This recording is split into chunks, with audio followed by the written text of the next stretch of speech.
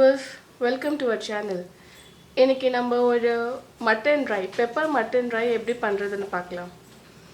அதுக்கு தேவையான ingredients mutton 1/2 kg, salt, கொத்தமல்லி, கருவேப்பிலை, பச்சை மிளகாய், மஞ்சள் தூள், ஜீரா, மிளகு and ginger garlic paste.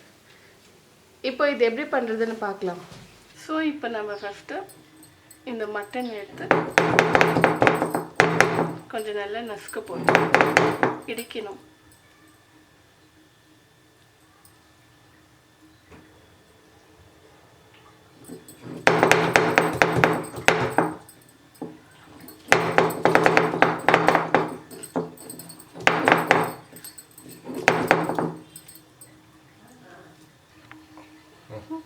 First இந்த ஜீரா போட்டு நம்ம நல்லா அரைக்கணும். கொஞ்சம் தண்ணி விட்டு கூட அரைச்சிக்கலாம். கச்சி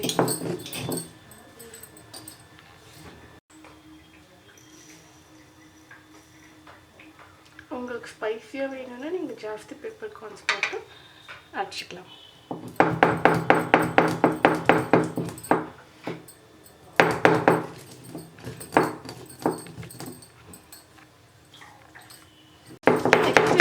சில்லி பச்சை மிளகாய் போட்டு அரைச்சிக்கலாம்.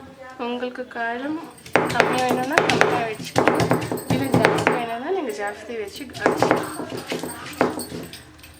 இதுலேயும் நம்ம அரைக்கணும். அப்போ நம்மளுக்கு ஒரு நல்ல ஃப்ளேவராக ப்ளஸ் அந்த டேஸ்ட் வந்து நம்மளுக்கு ஆட் ஆகும். கருவேப்பிலம் இப்போ நம்ம இடித்து வச்ச மட்டன் கூட அரைச்சி வச்ச pepper, ginger garlic paste add பண்ண போகிறோம். ஜீரா, கொத்தமல்லி, கருவேப்பிலை அரைச்சி வச்சு கூட இப்போ நம்ம கொஞ்சம் ஜிஞ்சர் garlic paste ஆட் பண்ணிவிட்டு நெக்ஸ்ட்டு கொஞ்சம் டர்மரிக் பவுடர்,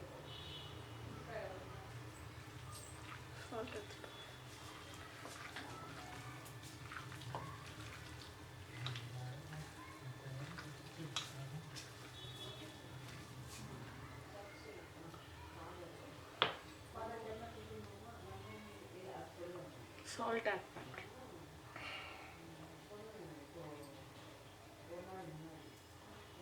உங்களுக்கு அப்படி இன்க்ரீடியன்ஸ் எல்லாம் அம்மியில் அரைக்கிறதுக்கு கஷ்டமாக இருந்துச்சுன்னா நீங்கள் மிக்சியில் கொஞ்சம் ரொம்ப ஃபைன் பேஸ்ட்டாக வேண்டாம், கொஞ்சம் குறைன்னு அரைச்சிக்கினீங்கன்னா உங்களுக்கு அந்த டேஸ்ட் நல்லா வரும்.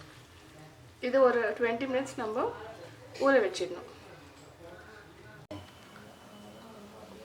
ஆயில் ஒரு 4 tablespoons,